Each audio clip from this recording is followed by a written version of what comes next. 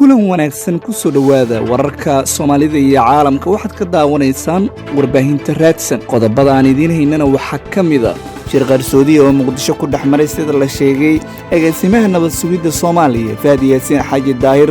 iyo ra'iisul wasaarihii hore ee dalka Xasan Cali Qeere oo markan murashax madaxweyne ah hogaamiyaha xisbiga UPD Xasan Sheekh Maxamuudna waxa uu is-hortaag ku sameynaya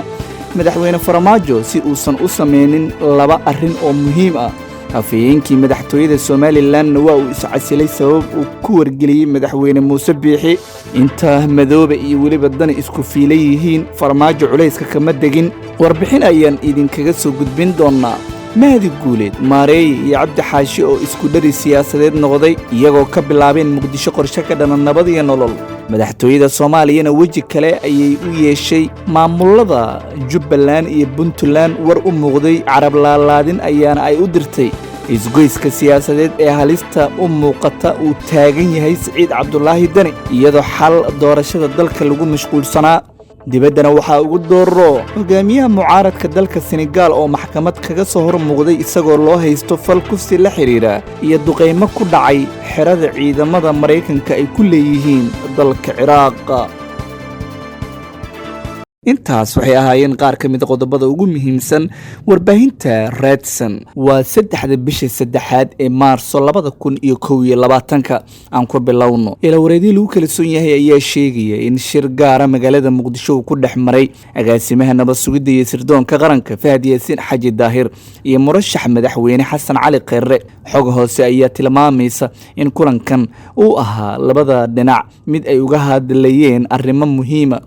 waxaana ra'iisul wasaarihii hore ee Soomaaliya Xasan Cali Qeere haddana murashax madaxweyne dadka qaar ay ku tilmaamaan weli in saaxiib uu leeyahay siyaasad ahaan nabad iyo nolol sida ilo xogogaala ay ku warameen kulanka waxa uu ka dhacay hotelka Paradise la yiraahdo waxaana murashax Xasan Cali Qeere uu halkaasi degan yahay Fahad Yaasiin ugu tagay waxaana ay ka wada hadleen labada dhinac maadaama shirkooda albaabada u xirnaa arrimaha doorashada iyo waliba sida laga yeelayo xaaladda dalka inkastoo saaxiibo weli ay yihiin sida la tilmaamo Fahad iyo Qeere haddana siyaasadda waa lagu kala aragtiyo duwanaa waana mid keentay in boorsadiisa banaanka loo dhigo iyadoo baarlamaanka la hor joogay 25 July Xasan Cali Qeere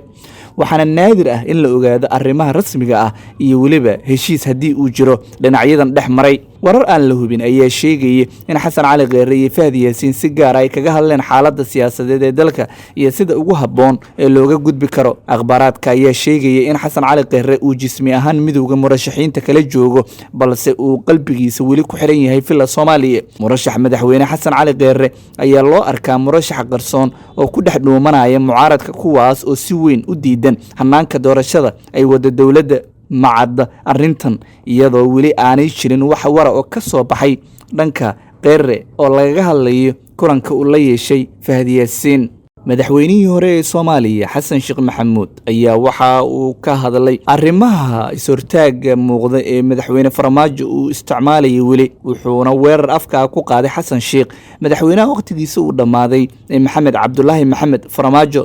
hogaamiyaha xisbiga UPD Xasan Sheekh waxa uu shaaciyay in madaxweynaha uusan noqon karin xil gaarsiiye sida xukuumadda oo kale wuxuuna tilmaamay inuu ka dhamaaday waqtigii xilhaynta xafiiska filla Soomaaliya sidoo kale wuxuu intaasi ku daray inuu xaq u lahayn inuu sii wado howlaha amniga iyo doorashooyinka maadaama isaguna uu yahay murashax iyaga lamida madaxweynaha waqtiga waa uu ka dhamaaday marka uu ku dhawaaqay inuu yahay murashax meel aan ku iri ma jirto iyo waxba la sheegay balse waa taqaaniin oo hadda ka hor waan sheegay sida ruuxaanta ayuu dadka uga dhaxalaa madaxweynuhu xaqna uma laha inuu sii wado howlaha amniga iyo doorashooyinka ayuu yiri Xasan Sheekh Maxamuud oo aad u dhaliilsan falsafada siyaasadeed ee madaxweyne Farmaajo dhinaca kale madaxweynihii hore ee Soomaaliya Xasan Sheekh ayaa hadalkiisa waxa uu intaas raaciyay inuu dhacayo dibadbaxa ay abaabulayaan murashaxiinta mucaaradka kaas oo loo qorsheeyay Sabtida oo 6 bisha ku beegan Xasan Sheekh ayaa uga digay dawladda federaalka in ay carqalad ku samayso ama is-hortaag dadban banaanbaxooda maadaama dawladdu ay soo saartay awaamir cusub oo ku aadan corona iyo waliba arrintiisa shir jaraa'id oo maanta ku qabtay magaalada Hargeysa ayuu ku shaaciyay inuu yahay murashaxa golaha wakiilada Somaliland inuu ka mid noqonayo afhayeenkii madaxtooyada Somaliland. Waxa uu sheegay Maxamuud Warsame Jaamac in uu warqadda istiqaaladiisa u gudbiyay uuna la wadaagay qorshaha uu damacsan yahay madaxweynaha Somaliland Muuse Bixi Cabdi. Dad badan ayaa u arka in laga soo saari doono oo uu guuleysan karo marka loo eego saaxiibtinimada dhow ee kala dhaxaysa Maxamuud Warsame Jaamac, maadaama waqti fog uu ahaa afhayeenka madaxtooyada Somaliland iyo waliba madaxweynaha maamulkaasi. Wuxuu u tartami doonaa mid ka mid ah kuraasta golaha wakiilada, iyadoona qof walba oo xisbiga kulmiye ka tirsan uu guuleysto marka laga reebo dadka oo xisbiga diido. Waxa ugu dambeysay maalin ka hor markii la hor istaagay Dhaqane oo ahaa gudoomiyihii guddiga doorashooyinka Somaliland oo golaha wakiilada isku soo sharaxay, balse xisbiga kulmiye ay diideen in xisbigooda uu u tartamo. arrintan ayaa hadalhayn badan ka dhex dhalisay Somaliland, iyadoo siyaasaddu ay weli tahay mid heer dhexdhexaad ah, dadkuna ay aad ish ugu hayaan golaha wakiilada ee soo bixi doona. Dadka guuleysan doona ee la hadal haya waxaa ka mid ah Xasan Dhuxul Laab Salaax oo xisbiga kulmiye ee talada haya isagoo isku soo sharaxay, wuxuuna suugaanyahankan hore loogu yaqaanay afmaalka hadda uu u xoobsiibtay dhinaca siyaasadda. dhinacyada siyaasiyiinta gobolada waqooyi ka soo jeeda ee ku sugan magaalada Muqdisho dowladana xelalka ka haya ayaa markan u muuqda kuwo gacmo isqabsi sameynaya. Ra'iisul Wasaare ku-xigeenka dalka Mahdi Maxamed Guuleed Qadar, wasiirkii hore ee warfaafinta haddana ah xildhibaan ka tirsan golaha shacabka Maxamed Cabdi Xayir Maareeye, gudoomiyaha golaha aqalka sare Cabdi Xaashi Cabdullaahi iyo waliba siyaasiyiin kale ayaa kulamo gaargaar ah waxay ku yeesheen magaalada Muqdisho. Siyaasadda nabad iyo nolol ayaa markan ay u biratumanayaan qorshe ka dhana, waxaana Mahdi Guuleed waayahan laga waayay saaxadda warbaahinta, maadaama inta badan dowladda ay u adeegsan jirtay inay ku aamusiso dhinacyada mucaaradka. hadallo u muuqday suugaan la soo xulayna kula hadli jiray. Mahdi Guuleed iyo Cabdi Xaashi ayaa ay markan u muuqataa isku soo dhawaanshiyo siyaasadeed in laga dhex abuuray.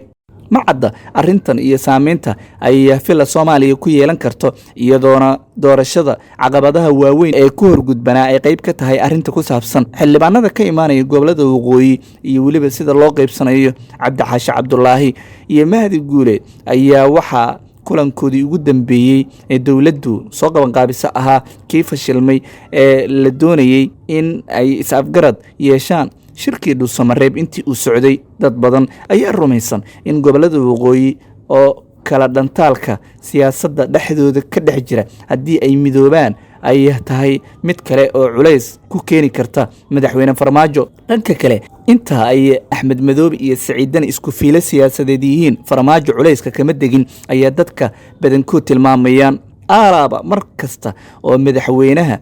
dalka ee waqtiga ka dhamaaday Maxamed Cabdullaahi Farmaajo shir la iclaaminayo arrimaha doorashooyinka siyaasadda guud ee dalka waxaa ka hor yimaada Siciid Cabdullaahi Dani iyo Axmed Madoobe. labaduba waxaa lagu tiriyaa in ay yihiin kuwo ka fiiro qaata dowladaha Kenya iyo waliba Imaaraadka Carabta. hase ahaatee, mucaaradka ayaa u arka mid ay muhiimad u leeyihiin maamulada Jubbaland iyo Puntland marka loo eego in ay diidaan wax kasta oo dhanka Farmaajo ka yimaada. inay hadda shuruud ku xireen imaanshiyaha Muqdisho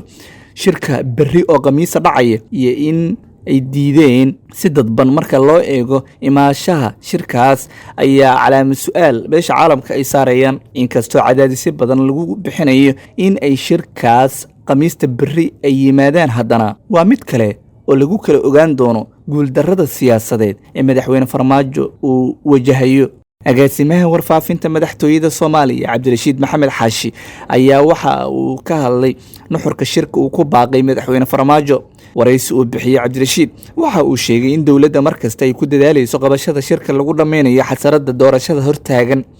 waxaana uu agaasimaha warfaafinta madaxtooyada Soomaaliya uu sheegay in shirkan ay rajo ka qabaan madaxda dowlad goboleedyada gobolka Banaadir gudoonkiisa iyo waliba dowladda dhexe ay isugu yimaadaan 4 bisha oo berri oo khamiisa ku beegan. agaasimaha madaxtooyada ee dhinaca warfaafinta ayaa ka jawaabay eed uga timid golaha midowga murashaxiinta oo ahayd inay caqabada ku yihiin fila Soomaaliya shirkii dhexmaray dowladda dhexe iyo waliba murashaxiinta isafgaradka ahaa, isagoo tibaaxay in shirkan madaxweynaha uu ku baaqay uu yahay mid lagu xoojinayo shirkii ra'iisul wasaare Roble iyo waliba murashaxiinta isafgaradka ka soo baxay. wuxuu dhanka kale agaasimahan warfaafinta u qaabilsan madaxtooyada Soomaaliya uu carab laalaadin fariin ahayd u diray madaxweynayaasha Puntland iyo Jubbaland oo sheegay in looga baahan yahay in ay joojiyaan dhibaatada ay hormuudka u yihiin ee doorashada ku horgudban. magaalada Garowe ee caasimadda Puntland waxaa maanta maxkamadda ciidamada qalabka sida la horgeeyay wariye in muddo u xirnaa maamulkaasi. maxkamadda ciidamada qalabka sida dowlad goboleedka Puntland ayaa maanta Arbaca ahayd waxa ay xukun ku riday wariye Kilwe Aadan Faarax oo muddo u xirnaa laamaha amniga maamulkaasi. wariyaha ayaa maxkamadda waxa ay ku riday xukun xarig ah oo 3 bilood gaarayay kaasoo ka bilaabanaya markii la xiray oo ahayd 28 bishii December sanadkii dhamaaday 2020 waxaana u haray muddo 3 maalmood marka loo tiriyo inta uu xirna. maxkamadda ciidamada qalabka sida ee Puntland ayaa sheegtay in aysan wax cadeyn ah u hayn eedda loo soo jeediyay oo ah in uu duubay sawirka madaxweyne Dani oo la jeexjeexay dad isku soo baxay. maxkamadeynta wariye Kilwe Aadan ayaa ka dhacday xabsiga dhexe ee magaalada Garowe waxaana goobjoog ka ahaa madaxda ururada warbaahinta u dooda ee Puntland, gudoomiyaha xuquuqul insaanka Puntland iyo qaar ka mid ah wariyeyaasha ka howlgala deegaanada Puntland. xukunka maanta maxkamadda ciidamada qalabka sida ee Puntland ku riday wariye Kilwe Aadan Faarax ayaa ku soo aadayay xilli dhawaan madaxweynaha Puntland Siciid Cabdullaahi Dani uu fagaare ka sheegay wariyaha inuu yahay dambiile dhawaanna maxkamad la horkeeni doono taasoo ugu dambeyntii maanta maxkamadda ay xukun ku riday. markan qodobka dibadda hogaamiyaha mucaaradka ee dalka Senegal Ousmane Sonko ayaa la soo tibinaya in uu wajahayo fadeexad weyn oo ku aadan in uu ku dhacay fal kufsi la xiriira. maxkamadda ayuu ka soo muuqday maanta oo Arbaca ahayd waxaana ninkan soo dacweeyay gabar sheegtay in uu xoog ama raalli iyadoo aysan ahayn uu ugu galmooday. lama sheegin xilliga ay arrintan dhacday laakiin Ousmane Sonko ayaa tan iyo bishii la soo dhaafay warbaahinta gudaha ee Senegal ay tabinayeen warbixin ku saabsan arrintan. gabadha ayaa la tilmaamay inay ka shaqeynaysay goob dumarka lagu qurxiyo ama beauty salon waxa loo yaqaan. fariin uu la wadaagay ayaana ay maxkamadda hor dhigtay taasi uu kaga dalbanayay inuu la seexdo. Sonko wariyaashu wuxuu u sheegay Talaadii shalay in eedaas ay tahay mid lagu sumcadilayo dagaalkaasna uu ka dambeeyo sida uu sheegay madaxweynaha dalka Senegal Macky Sall. guud ahaan daawadayaal intaasaan ku soo gabagabeynayna wararka Soomaalida iyo caalamka oo aad ka daawanayseen warbaahinta Redsun. intaan dib dambe isku arki doonno nabadgelyo.